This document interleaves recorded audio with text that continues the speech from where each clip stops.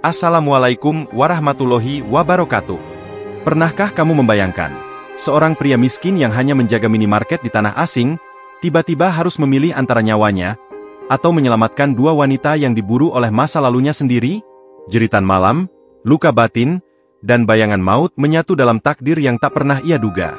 Namun sebelumnya, dukung channel ini dengan menekan tombol subscribe terlebih dahulu dan tinggalkan komentar dengan menuliskan keinginanmu di kolom komentar, agar kita doakan bersama. Dan inilah, kisah yang akan membuka luka, sekaligus menunjukkan bagaimana cinta bisa lahir dari keberanian dan pertaruhan nyawa. Raffi namanya.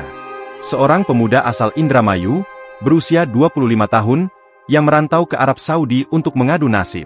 Ia bekerja menjaga sebuah minimarket kecil di pinggiran kota Riyadh. Tempat itu tidak ramai, tapi cukup untuk menghidupi keluarganya di kampung. Raffi dikenal pendiam. Ia jarang bicara, lebih banyak tersenyum dan bekerja dengan telaten. Di balik kesederhanaannya, ia punya keteguhan hati dan semangat bekerja yang luar biasa. Pemilik minimarket, seorang lelaki tua bernama Syekh Abdul Qadir, mempercayainya penuh. Malam itu, suasana minimarket sepi. Jam hampir menunjukkan pukul 11 malam. Raffi sedang mengepel lantai, bersiap untuk menutup toko. Hanya tinggal suara kipas angin di sudut ruangan, dan lampu-lampu yang mulai redup. Tiba-tiba, suara langkah tergesa terdengar dari luar. Disusul suara bentakan dalam bahasa Arab. "Ayo keluar, jangan pikir bisa lari dariku." Raffi mengangkat kepala. Jantungnya berdetak lebih cepat. Pintu minimarket tiba-tiba terbuka dengan keras. Seorang perempuan Arab masuk tergesa, wajahnya pucat, napasnya terengah-engah. "Tolong, sembunyikan aku, tolong. Demi Allah," katanya, suaranya nyaris tak terdengar. Raffi tertegun. Perempuan itu mengenakan abaya hitam, tapi bagian wajahnya terlihat. Matanya ketakutan, tubuhnya gemetar. "Siapa kamu? Ada apa ini?" tanya Raffi pelan. Aku dikejar. Tolong, jangan biarkan dia menemukan aku." Di luar, suara langkah mendekat, lalu terdengar lemparan batu ke arah jendela minimarket. Raffi tersadar, ini bukan waktu untuk bertanya panjang lebar. Ia menunjuk ke arah pintu gudang belakang. "Masuk ke situ. Cepat." Tanpa ragu, perempuan itu lari masuk. Raffi segera mengunci pintu gudang dari luar, lalu kembali ke meja kasir seolah tak terjadi apa-apa. Tak lama kemudian, seorang pria tinggi besar membuka pintu dengan kasar. "Mana dia?" "Kau lihat perempuan berbaju hitam lari ke sini." Raffi berpura-pura bingung. "Tidak ada siapa-siapa, Tuan. Saya sendiri dari tadi." Pria itu menggeram marah, lalu pergi sambil memaki. Raffi menunggu beberapa saat sebelum membuka pintu gudang. Perempuan itu masih di sana, memeluk anak kecil yang ternyata ikut bersamanya. Air matanya mengalir saat melihat Raffi. "Semoga Allah membalas kebaikanmu." Pagi harinya, matahari belum terlalu tinggi ketika Raffi kembali ke minimarket. Semalam ia tak sempat pulang karena harus menjaga perempuan dan anak kecil itu hingga situasi aman. Di ruang belakang, perempuan itu masih tertidur memeluk anaknya. Wajahnya tampak lelah, namun damai. Raffi membuatkan teh hangat dan membangunkannya dengan hati-hati. "Assalamualaikum," sapa Raffi lembut. Perempuan itu membuka mata, lalu membalas, "Waalaikumsalam. Namamu siapa?" "Raffi. Saya orang Indonesia. Kamu?" "Namaku Salma. Ini anakku, namanya Yusuf. Kami tak punya tempat tinggal lagi, dan pria yang mengejarku semalam adalah mantan suamiku." Raffi terdiam sejenak. Salma melanjutkan, "Dia keluar dari penjara sebulan lalu. Sejak itu, dia mencariku. Dia pernah menganiaya aku dan keluargaku. Aku melarikan diri bersama Yusuf dan adik iparku, Huda. Tapi tadi malam, aku terpisah darinya." "Kalau begitu, kita harus cari Huda dulu," ucap Raffi. Salma mengangguk. "Tapi jangan hubungi siapa-siapa. Dia punya koneksi orang-orang jahat. Bahkan polisi pun kadang enggan campur." Hari itu, setelah mengantar Yusuf ke rumah Syekh Abdul Qadir untuk dititipkan sementara, Raffi bersama Salma menyusuri jalan-jalan sekitar Riyadh untuk mencari Huda. Mereka bertanya kepada penjaga toko, sopir taksi, bahkan ke masjid tempat biasa Huda mengaji. Menjelang maghrib, di sebuah gang sempit dekat terminal tua, Mereka mendengar jeritan perempuan. "Itu suara Huda?" seru Salma panik. Raffi berlari lebih dulu. Di sudut gang, seorang pria besar sedang menarik tangan perempuan muda berabaya krem. Wajah perempuan itu penuh air mata. Raffi tak berpikir panjang, langsung menerjang dan mendorong pria itu hingga terjatuh. "Lari sekarang!" teriak Raffi pada perempuan itu. Salma menarik tangan adik iparnya. Mereka lari bersama. Raffi mengejar dari belakang setelah memastikan pria itu tak bangun lagi. Setelah kejadian itu, Huda dan Salma dibawa ke rumah kecil milik seorang kenalan Syekh Abdul Qadir. Di sana mereka tinggal sementara waktu, jauh dari pusat kota. Huda tak henti menatap Raffi dengan mata bingung. "Kau menolongku, padahal kita belum pernah bertemu," katanya pelan. "Menolong orang dalam kesulitan adalah kewajiban," jawab Raffi. "Apalagi jika itu demi keselamatan wanita dan anak kecil." Salma ikut berkata, "Andai engkau tahu, betapa sedikit pria yang bersedia membantu tanpa pamrih seperti dirimu, Raffi." Malam itu, ketiganya duduk di beranda rumah kecil itu. Udara padang pasir yang dingin membungkus suasana. Salma memeluk Yusuf yang tertidur di pangkuannya, sementara Huda duduk bersandar, menatap langit yang dipenuhi bintang. Tanpa mereka sadari, benih takdir telah ditanam di malam itu. Dan Allah sedang menyiapkan kejutan besar untuk mereka bertiga. Hari-hari berlalu. Raffi tetap bekerja di minimarket seperti biasa, namun pikirannya kini terbagi dua. Setiap malam, ia menyempatkan diri untuk mengunjungi Salma, Huda, dan Yusuf di rumah sederhana milik kenalan Syekh Abdul Qadir. Kehadiran Raffi perlahan menjadi penguat. Ia membantu mereka berbelanja, mencarikan perlindungan, hingga menjaga mereka saat malam datang. Salma pun mulai terbuka. "Aku kehilangan ayah Yusuf sejak dia bayi," ujar Salma suatu malam. "Setelah itu, aku dipaksa menikah dengan pria kasar itu karena tekanan keluarga. Hidupku berubah seperti neraka. Tapi sejak mengenalmu, aku merasa Allah memberiku jalan keluar." Huda yang duduk di dekat jendela hanya menunduk. Matanya memancarkan kekaguman yang tak bisa disembunyikan. Malam itu, Huda berkata lirih, "Raffi, apakah kau tak takut ikut terlibat dalam masalah kami?" Raffi tersenyum. "Kalau hidup hanya dipikirkan soal aman dan nyaman, mungkin kita takkan pernah bisa menolong siapapun." Suatu sore, Syekh Abdul Qadir datang ke rumah itu. Ia membawa makanan dan duduk di ruang tamu bersama Raffi dan kedua wanita itu. Setelah diam sejenak, Syekh berkata serius, "Raffi, aku tahu semua yang terjadi. Aku sudah tua, dan aku pernah melihat banyak kisah manusia. Tapi yang kau lakukan, bukan sekadar kebaikan. Itu keberanian." Raffi menunduk. "Saya hanya melakukan apa yang menurut saya benar, Syekh." Syekh menatap Salma dan Huda dengan penuh makna. "Kalian berdua janda yang terhormat. Dan pria ini telah menjaga kalian tanpa menyentuh kehormatan kalian sedikitpun. Di mata Allah, ini adalah bentuk kemuliaan. Maka aku ingin sampaikan satu hal." Hening seketika. Lalu, dengan suara mantap, Syekh berkata, "Salma dan Huda, jika kalian ridho, dan Raffi bersedia, menikahlah dengannya. Biarlah ini menjadi perlindungan yang sah, bukan hanya sekadar rasa terima kasih." Salma langsung menangis. Ia menutup wajahnya dengan kerudung. Huda juga tertunduk diam, pipinya memerah. Raffi membeku. Ia tak menduga akan sampai ke titik ini. "Syekh, saya hanya seorang penjaga minimarket." Salma perlahan membuka suara. "Tapi hatimu tak bisa diukur dengan pekerjaanmu. Aku ridho jika kau bersedia." Huda menatap Raffi. Dengan suara bergetar, ia berkata, "Aku pun ridho." Raffi menunduk, hatinya gemetar. Suasana menjadi syahdu. Angin padang gurun malam itu seperti ikut menjadi saksi takdir yang sedang berpindah tangan. Dan di sanalah, cinta tumbuh bukan dari kata-kata, tapi dari perlindungan, keberanian, dan keikhlasan yang ditanam di jalan Allah. Beberapa hari setelah percakapan dengan Syekh Abdul Qadir, suasana rumah sederhana itu berubah menjadi lebih hangat. Salma dan Huda tampak lebih cerah wajahnya. Yusuf pun lebih banyak tertawa saat bermain bersama Raffi. Pagi itu, Syekh datang membawa 2 orang saksi dari masjid setempat. Ia membawa 2 lembar kertas, 2 cincin sederhana, dan beberapa buah kurma. Semuanya dilakukan dengan cara yang tenang dan penuh adab.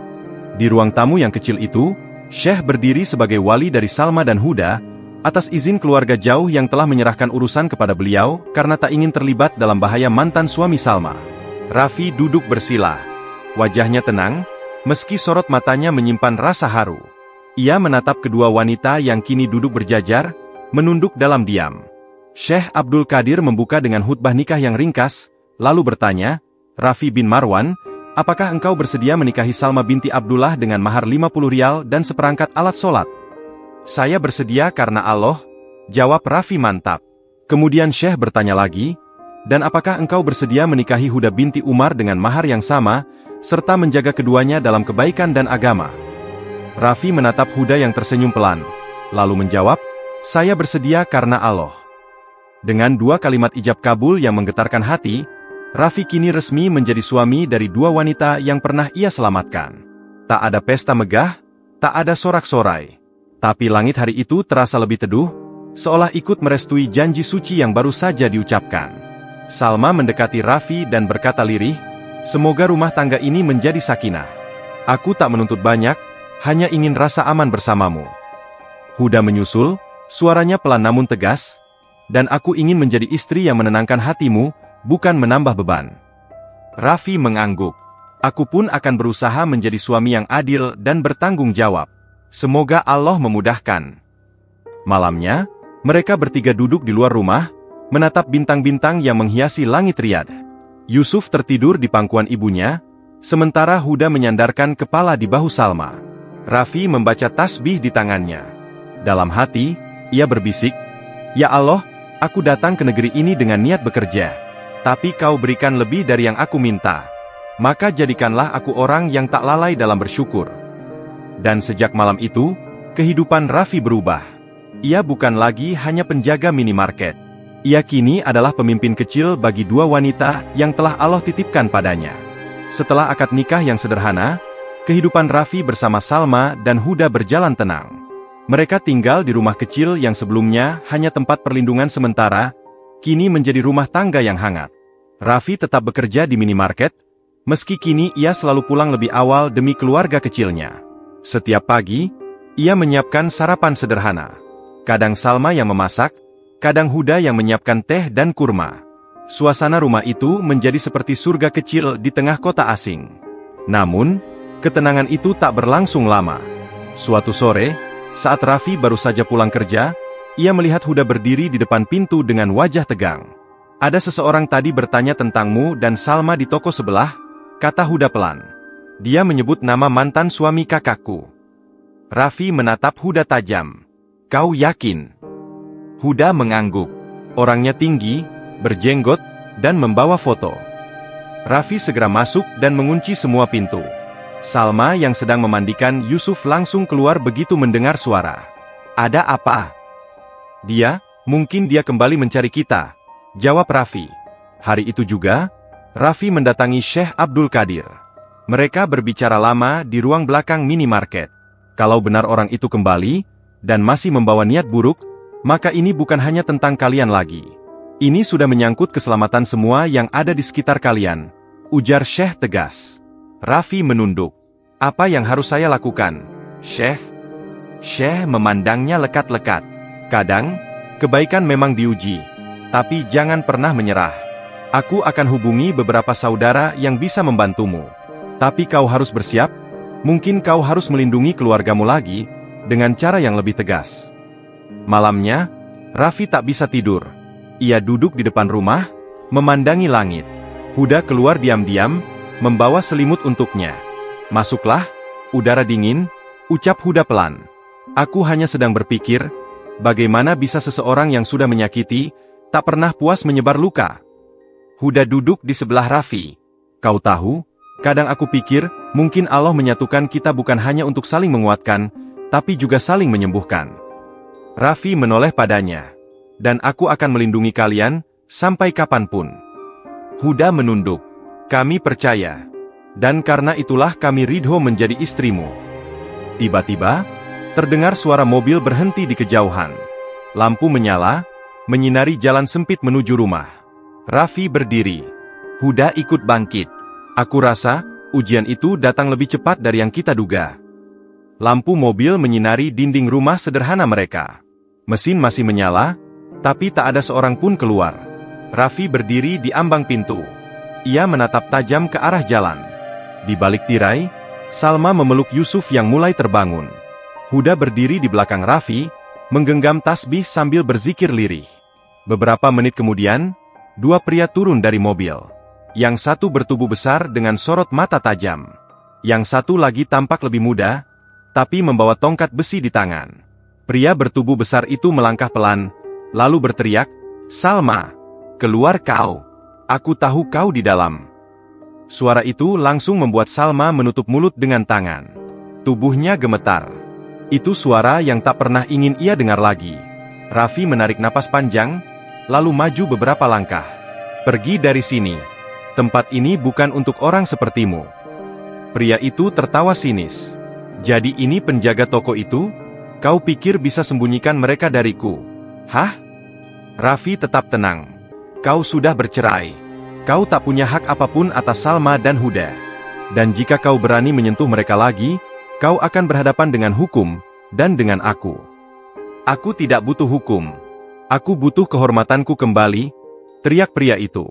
Tiba-tiba, pria satunya maju dan mengayunkan tongkat ke arah Raffi.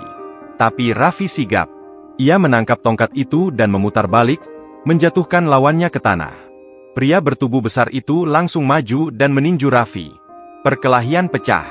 Huda menjerit dari dalam. Salma memeluk Yusuf sambil berdoa tak henti. Meski Raffi terdesak, ia tak menyerah. Ia bertahan dengan sekuat tenaga. Tepat saat pria itu hendak mencabut pisau kecil dari balik bajunya, suara sirene memecah malam. Polisi datang. Rupanya Syekh Abdul Qadir yang diam-diam mengawasi dari kejauhan telah menghubungi aparat. Dua mobil polisi langsung mengepung lokasi. Kedua pria itu ditangkap seketika. Salma dan Huda berlari keluar, memeluk Raffi yang terduduk lemas di tanah, dengan luka di pelipis. Salma menangis sambil berbisik, "Kau selamatkan kami, lagi." Huda memeluknya dari sisi lain, dengan air mata yang tak terbendung. "Tak ada lelaki yang lebih layak kami sebut pelindung selain dirimu." Syekh Abdul Qadir menghampiri dan berkata tegas, "Kau telah menunaikan peranmu dengan sempurna, Raffi. Sekarang, saatnya kami yang memastikan kalian hidup dengan aman dan damai." Malam itu, polisi membawa dua pria itu pergi, dan rumah kecil itu kembali tenang. Tapi di hati mereka, ketegangan yang baru saja usai meninggalkan satu hal, rasa syukur yang mendalam kepada Allah, atas penjagaan dan kekuatan yang diberikan. Beberapa minggu telah berlalu sejak malam penuh ketegangan itu. Rumah kecil yang dulu menjadi tempat pelarian kini berubah menjadi hunian yang tenang dan penuh ketulusan. Raffi tetap bekerja di minimarket, namun kini wajahnya lebih berseri. Setiap kali ia pulang, Yusuf akan berlari menyambutnya, memanggil, "Abi, Abi pulang," sambil tertawa riang. Salma dan Huda bergantian mengurus rumah tangga. Mereka hidup berdampingan dalam akur dan saling menghormati. Setiap pagi, mereka membaca Al-Quran bersama. Setiap malam, mereka duduk di beranda sambil minum teh hangat, membicarakan masa depan Yusuf dan impian sederhana mereka. Suatu malam, Salma duduk berdua dengan Raffi di bawah pohon kurma yang ditanam Syekh Abdul Qadir di belakang rumah. "Aku pernah kehilangan arah," ujar Salma lirih. "Tapi sejak Allah pertemukan aku denganmu, aku kembali percaya bahwa takdir bisa berubah jika kita berserah." Raffi menatap langit yang dihiasi bintang. "Aku datang ke negeri ini hanya ingin mengirim nafkah untuk ibu di kampung. Tapi Allah beri aku istri yang sabar, anak yang baik, dan rumah yang hangat. Aku tak minta lebih." Tak lama, Huda menyusul, membawa dua cangkir teh dan duduk di sisi lain Raffi. Ia tersenyum sambil berkata, "Malam seperti ini, membuatku tak ingin waktu berlalu cepat." Raffi tertawa pelan. "Waktu tetap akan berjalan. Tapi selama hati kita tetap dalam ridho Allah, semua akan terasa ringan." Beberapa hari kemudian, Raffi mengirim surat dan sejumlah uang ke kampung halamannya. Dalam surat itu, ia menulis, "Ibu, doakan anakmu ini. Aku sudah menikah dengan dua wanita solehah di tanah Arab. Aku tak tahu apakah aku pantas, tapi Allah yang mengatur semuanya. Semoga ibu ridho. Jika Allah izinkan, aku ingin pulang suatu hari membawa mereka bersilaturahim." Di akhir surat, Raffi menuliskan satu kalimat yang sederhana namun dalam maknanya. "Aku datang ke negeri orang membawa harapan, dan pulang membawa takdir yang lebih indah dari mimpiku sendiri. Dan sejak saat itu, nama Raffi tak hanya dikenal sebagai penjaga minimarket. Ia menjadi cerita yang diceritakan oleh banyak orang. Tentang keberanian, tentang perlindungan, tentang cinta yang tumbuh karena keikhlasan, dan rumah tangga yang disatukan karena ridho Allah.